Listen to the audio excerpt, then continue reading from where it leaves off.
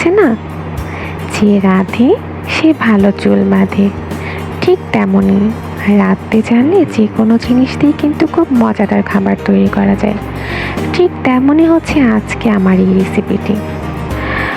আমরা সবাই জানি পটল দিয়ে তরকারি হয়, কিন্তু পটলের খোসা, হ্যাঁ, পটলের খোসা দিয়েও কিন্তু খুব মজাদার ভর্তা তৈরি করা যায়। তো আজকে আমি ফেলে দেওয়া পটলের খোসা দিয়ে খুব মজাদার একটি ভর্তা তৈরি করলাম। তো আমি কিভাবে ভর্তাটি বানিয়েছিলাম তা আপনাদের সাথে শেয়ার করলাম। তো চলুন দেখে নিই। ফার্স্টে আমি পটলের খোসাগুলোকে ভালোভাবে ধুয়ে একটু সিদ্ধ করে নিলাম।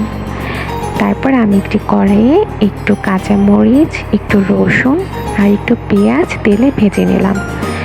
এখন আমি সিদ্ধ করা পটলের খোসাগুলোকে একটু ভালোভাবে তেলে ভেজে নেব। আর ভেজে নিলে পটলের খোসার ভর্তাটি খুব মজা হয়।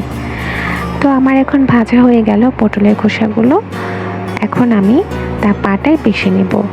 তবে ব্লেন্ডারে কিন্তু ভর্তা তৈরি করা যায়, কিন্তু আমার কাছে মনে হয় পাটায় ভর্তা খুব মজা হয়। পাটায় বেটে ভর্তা খেতে খুবই চমৎকার লাগে। তাই আমিও ভাবলাম যে আজকে আমি ভর্তাটি পাটায় করব। তো অবশেষে আমি পাটায় ভর্তাটি বেটে নিলাম। তৈরি হয়ে গেল আমার ভর্তা। এখন আমি একটু সামান্য সরিষার তেল দিয়ে ভর্তাটাকে মেখে নেব। তৈরি হয়ে গেল আমার পটলের খোসা ভর্তা। কেমন লেগেছে আপনাদের কাছে? হ্যাঁ, আপনারা চাইলেও আমার রেসিপিটি ফলো করে পটলের ভর্তা তৈরি করতে পারেন। আর আমার ভিডিওটি আপনাদের কেমন লেগেছে? আমার ভিডিও যদি আপনাদের ভালো লেগে থাকে তাহলে অবশ্যই লাইক, কমেন্টস অ্যান্ড শেয়ার করে আমাকে জানাবেন। ধন্যবাদ।